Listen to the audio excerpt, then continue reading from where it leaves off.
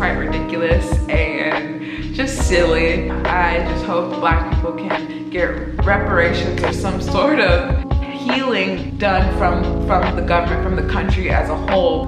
Recently, they've been just doing a lot more content about manifesting. Basically, I can sum up in a nutshell the books that I've been reading with this picture.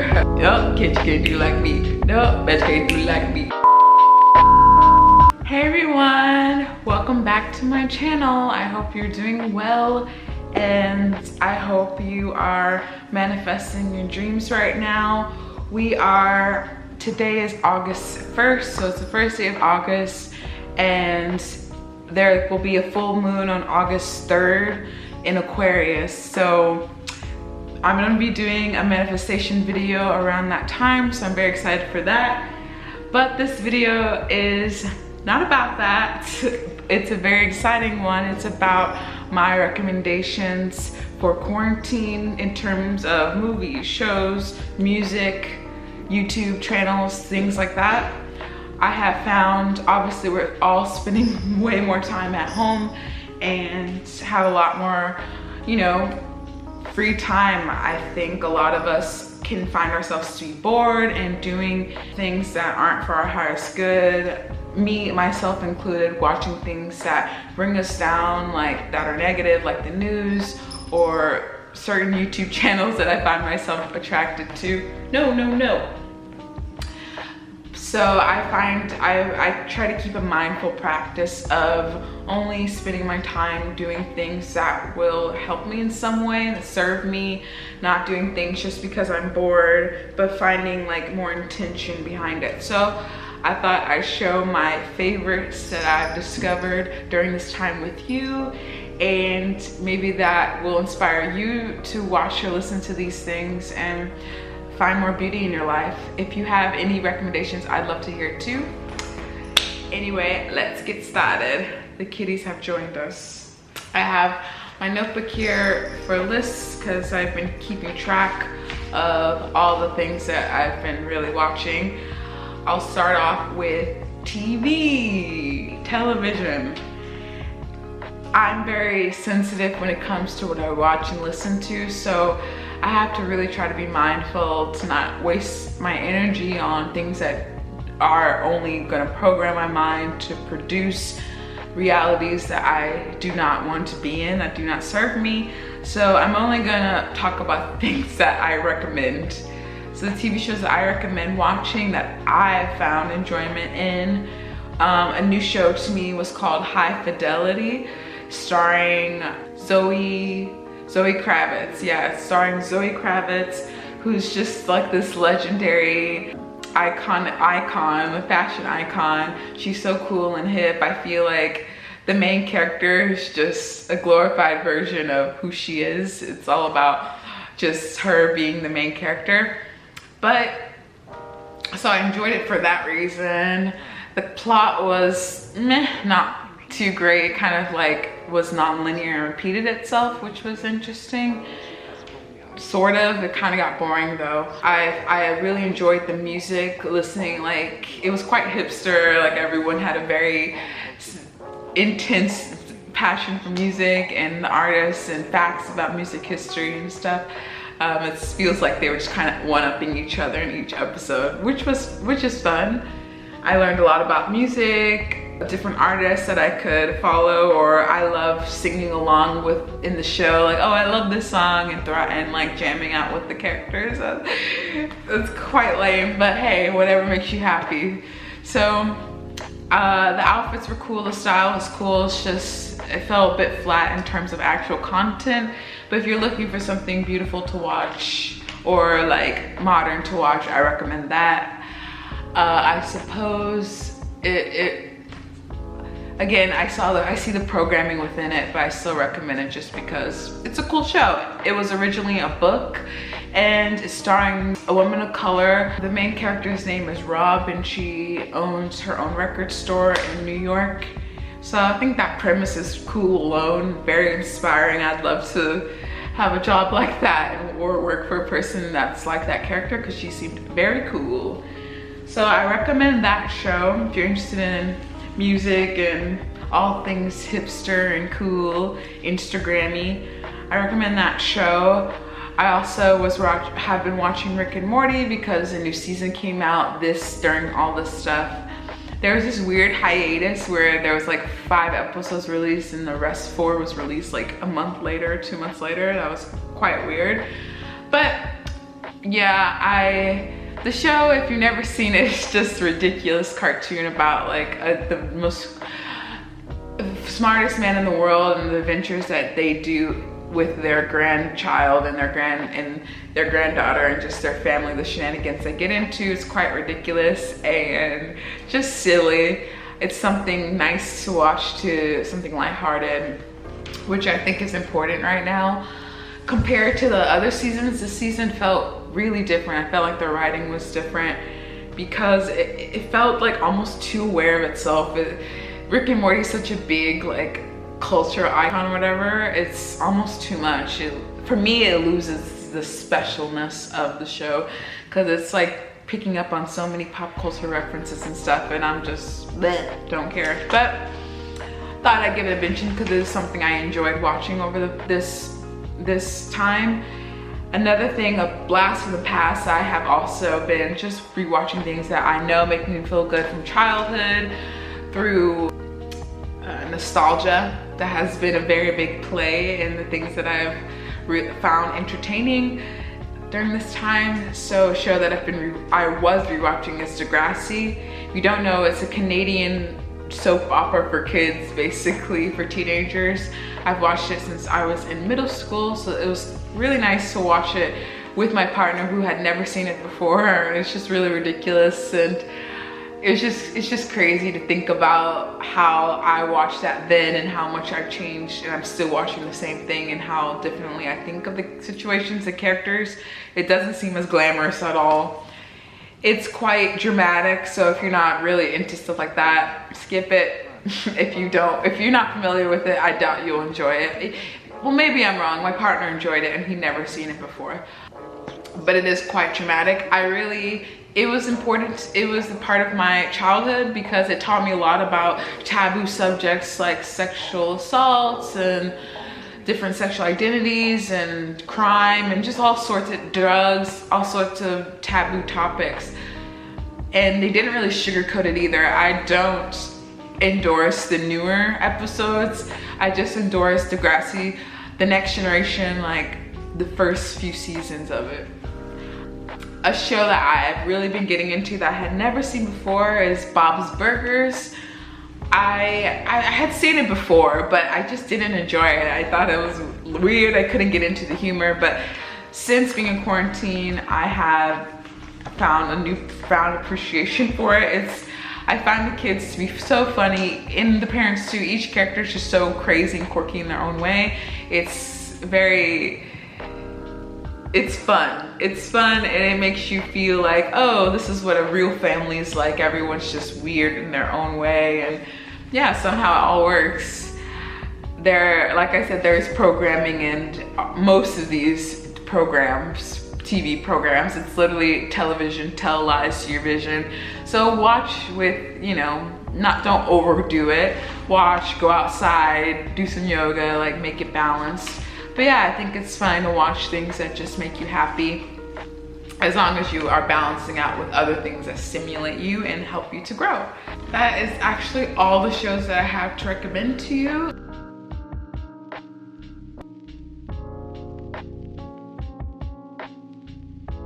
So we'll move on to the next category, which is movies.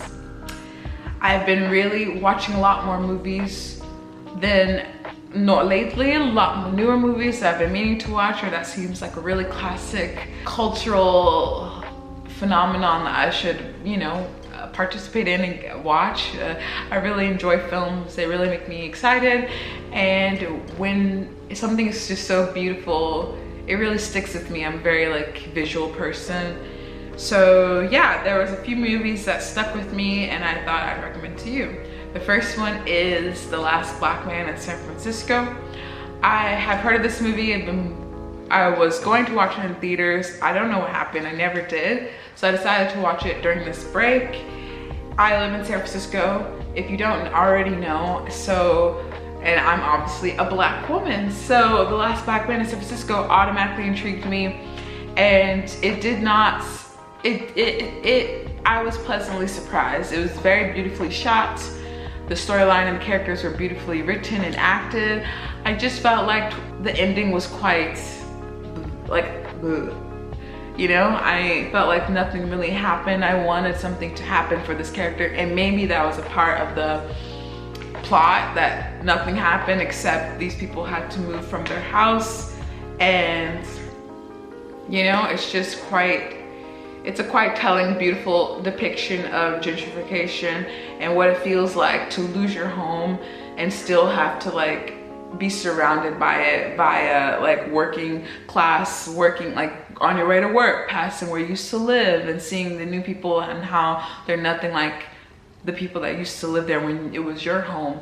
That's very traumatic, and I just hope Black people can get reparations or some sort of healing done from the government, from the country as a whole, because the circumstances we find ourselves in are simply unfair. We have the power to change it. We are the most powerful beings, but it is unfair. So if I recommend that movie, I think it was very beautiful, and I definitely want to watch it again. Another movie that I watched recently for the first time all the way through, quite different in terms of energy and theme, but A Clockwork Orange. I have seen this movie, started it, fallen asleep, or just turned it off because it was just too disturbing for me to watch.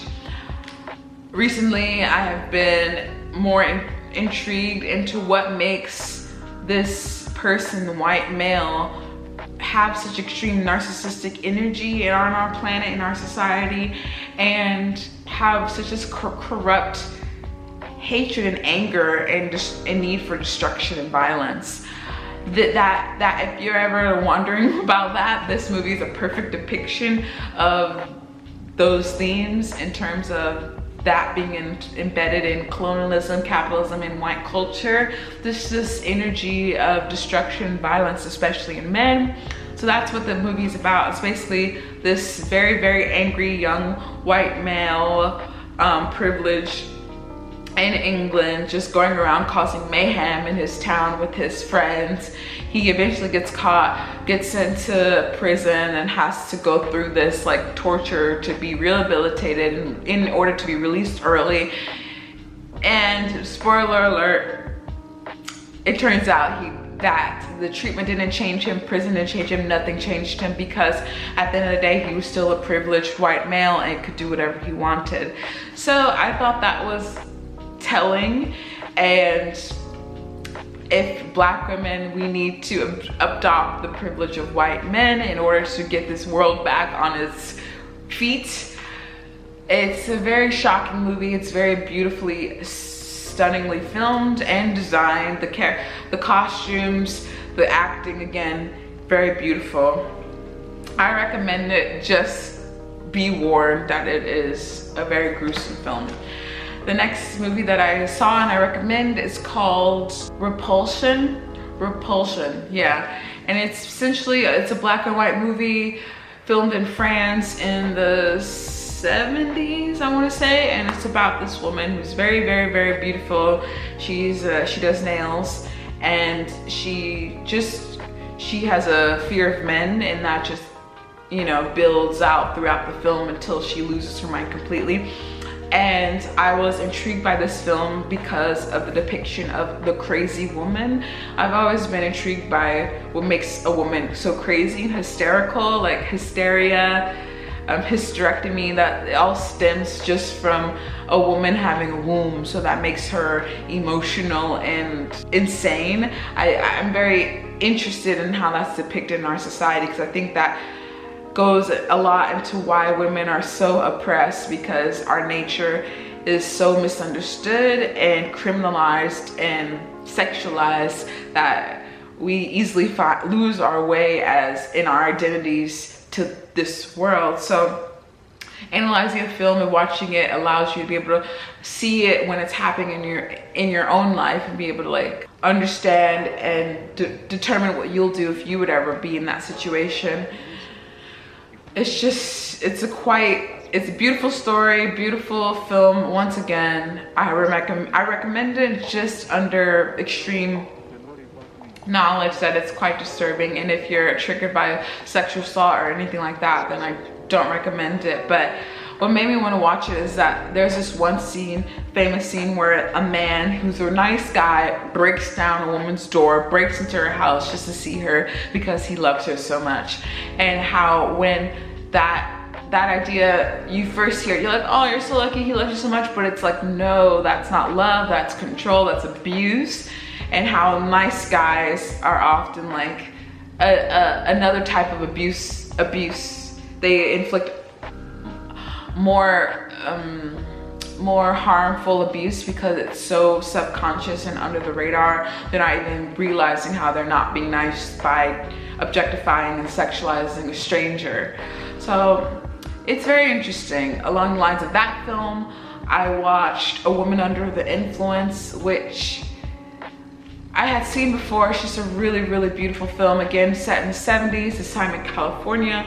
This housewife, she's very eccentric and does things her own way, marches to the beat of her own drum, and you know, society deems her as crazy and throws her away, and you know, inflicts all this violence onto her. It's a quite telling story of what women go through, especially as housewives, you know, being bored, not having their own identity to work through besides being someone's mother or a partner. So if you're interested in these topics of the crazy female, I recommend I recommend that film and Repulsion. Alongside with those movies, I've also watched Gaslight, which is where the term gaslighting comes from. And it's about a man who has a new wife. She was a former opera singer, now wife to them, and how they just manipulate them to thinking that they're crazy in order to get them to be dependent on him. So it's very abusive and a terrible story.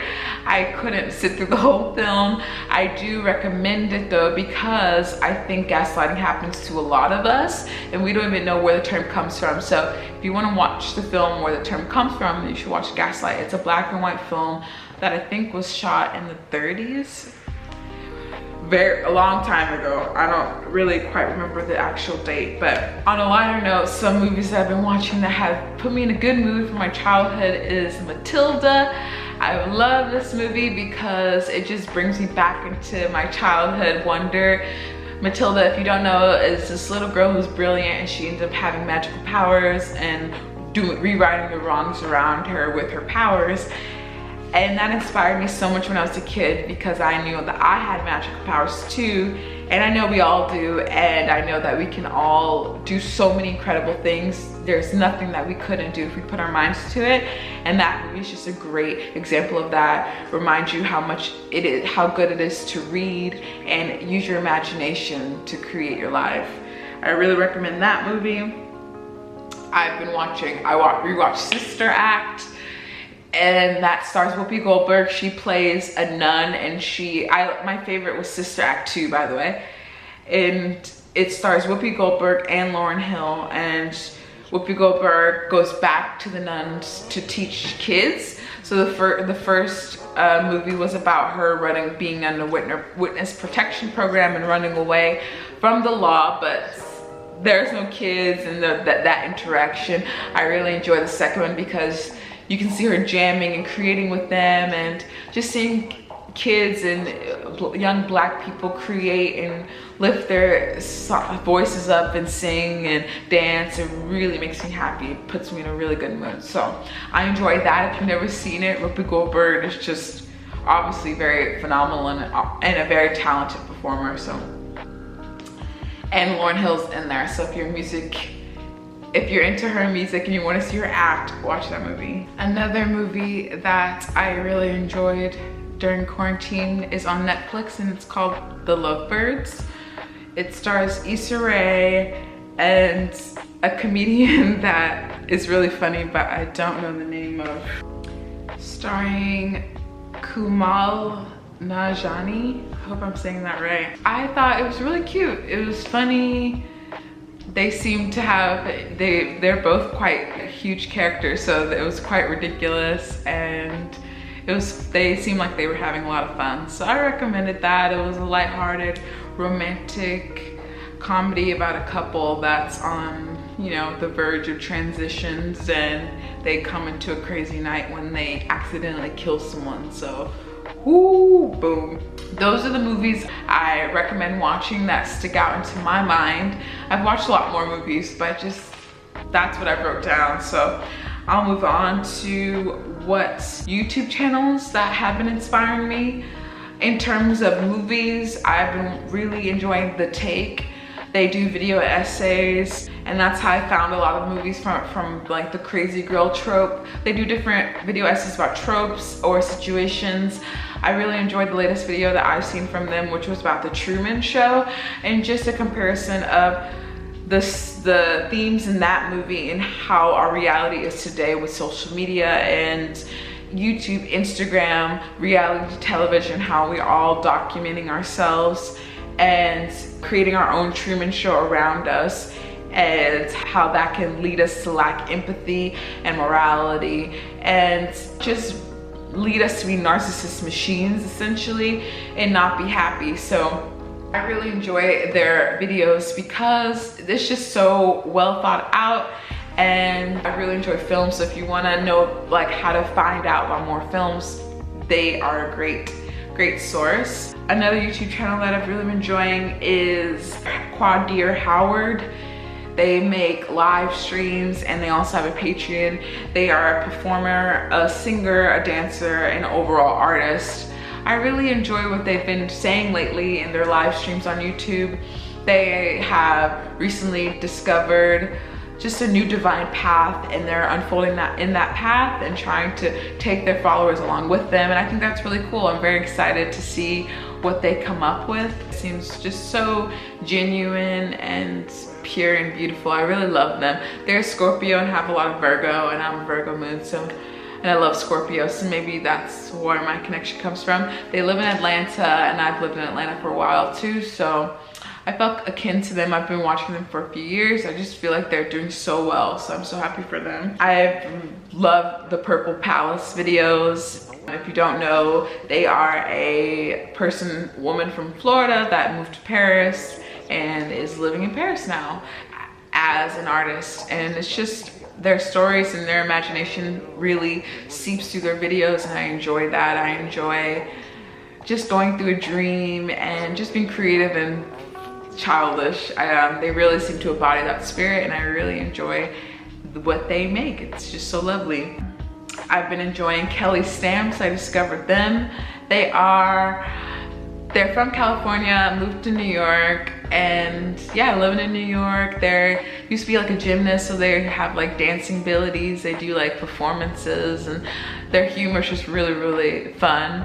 And recently they've been just doing a lot more content about manifesting and using your energy to creating the best life without engaging in any toxic behavior like overspending or being cruel to the environment and stuff. So that's really cool. They seem very like comfortable with themselves, and it makes me feel good when I watch her. I've also been sort of trying to teach myself how to paint, so I've been looking at drawing tutorials or painting tutorials, like how to blend your paint, and just different people's like fast motion painting videos, because I've never taken a painting class, so I'm kind of trying to create my own class online.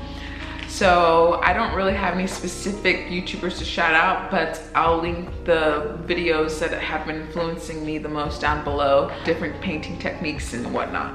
Books, time to move on to books. So basically I can sum up in a nutshell the books that I've been reading with this picture.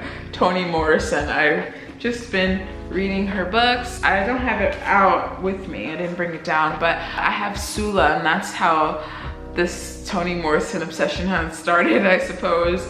I had that Sula in my collection for a while. My friend gave it to me. They said it reminded them of me, so they wanted me to read it, and it just kind of sat on my shelf. I was like, oh, but over quarantine I took the time to actually pick it up.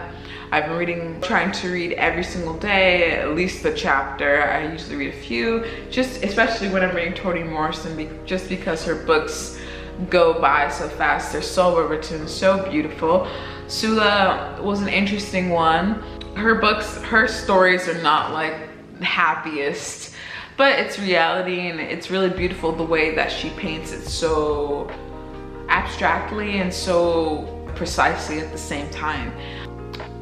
So Sula, it was very interesting. There wasn't like a main character in that book. It felt like the whole town was the main character, but there were a few main characters like Nell and Sula, and there was one other woman character, but everyone else just kind of migrated throughout the town. But we never really I never really felt identity to the character, because I never really got to be inside their head. It's more like third omniscient perspective. So that made me feel like the character was more the town itself. The town is called the Bottom, and it's actually in the hills, and the white people live in the bottom, the black people live in the hills, and the black people looking down, but where they live is called the Bottom. So it's about how, again, the white people, gentrification, end up moving into the Bottom and thinking it's so great. So yeah, I'm now reading The Bluest Eye. This is apparently Toni Morrison's first book. So it's so interesting because I can really see the difference of her styles between that book and The Bluest Eye. Just the way she uses her like syntax structure and the subject matter as well. So The Bluest Eye, I'm only a few chapters in. I just started because I just finished Sula, and the inspiration for this book was that when she was younger, Toni Morrison met a girl, and she was very dark skinned, and the girl said how she wanted to have blue eyes, and how Toni Morrison thought that would look so horrifying on her. And just, I guess throughout her life, she never forgot that little girl, and just wondered what made someone at such a young age feel like the way they look is not good enough, that blue eyes is good over the eyes that they have. Like, what is going on in the psyche? And I guess they wrote this book of it. So it's very interesting. Yeah, it's quite sad. This is not, again, it's not a very happy book, but it's reality, and I think it's quite beautiful the way that she writes. It's very, very stunning. My partner told me he had to read her book in school, and I think if the teacher told him that she used to write like a sentence and then go out and then walk around to consider if that sentence was in tune or aligned, or if that's what she wanted to say with the words. And I think you can really feel how she has intention with every single word in her book. So I really highly recommend reading Toni Morrison if you haven't already. She is a classic. Moving on to podcasts, I have one podcast that I'd like to mention, and it is called Bobo and Flex podcast. And Bobo is living in New York, and they're from South Africa. Actually, they're from South Africa. And Flex she is from Australia, so they're international. They're not in the same place, but they have a conversation and record it on their phones or whatever technology that they use. And it's a podcast that's on SoundCloud, so I really highly recommend checking it out. Every person I've recommended this podcast to has really enjoyed it.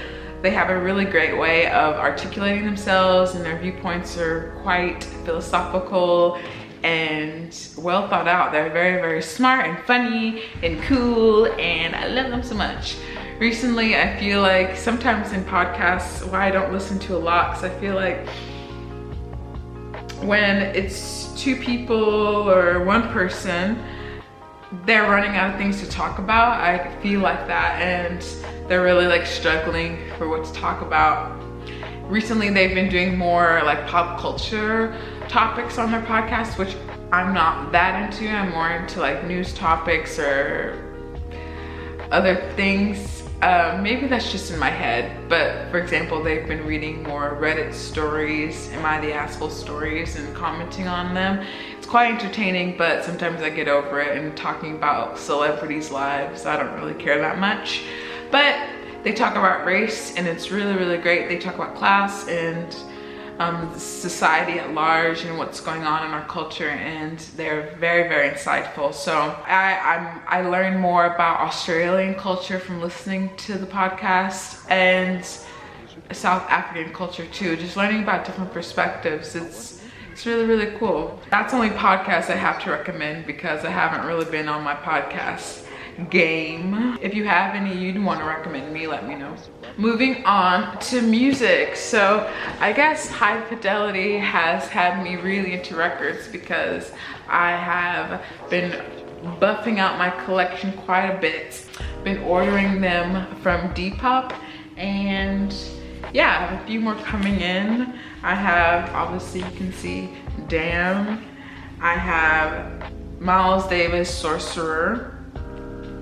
I just got Tracy Chapman yesterday, and I love just listening to them and not doing nothing else whenever they come. It's an experience, it's a vibe, it's a mood. I love playing the records and playing my record player. I have Nat King Cole, a little classic here, and Tyler the Creator. That's a nice mix, I'd say. Of music, I also ordered Erykah Badu, Aretha Franklin, Frank Ocean. I'm very excited about that. So woo, woo, woo. If you have a record player, listen to it. I recommend you get one. Mine wasn't that expensive. I got it off Amazon, and I usually just went to the Goodwill and picked up whatever record secondhand. But recently I'm more into, like, you know, establishing a collection that obviously speaks to me, because music and art is really, really, really important. In terms of music, also I've been getting into Swamp Dogg. I discovered them a little bit before they were on High Fidelity too, so they are very, very, very cool vibe. It's like rock and roll, blues, pop.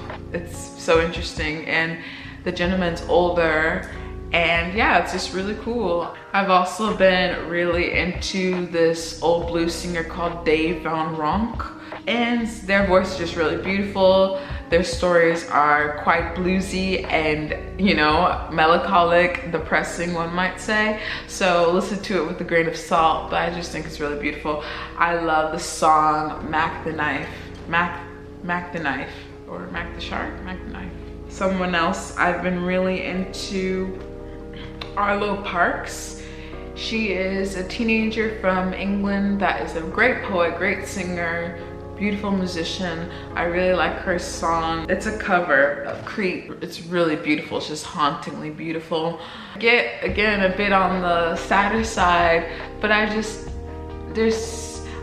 take this, the melody is so simple and her voice is so beautiful. You should give it a listen and you'll see what I mean. I've also been listening to the new Drake album. I like a few songs from there. I'm not the biggest Drake fan, but you know, they do their thing and it's cool, you know, it has a vibe. I really like that they did a remix on like the D4L song.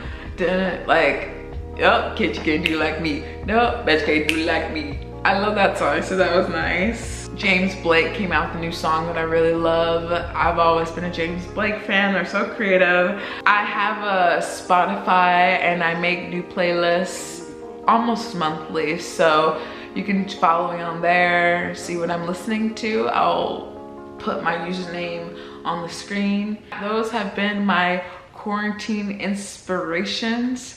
I hope you enjoyed this video, my recommendations. If you have any, please let me know, because we all need some uplifting entertainment that can allow us to grow and expand our minds in a healthy way. I hope you have a great week, whenever you watch this. I love you so much. See you in the next one. Bye.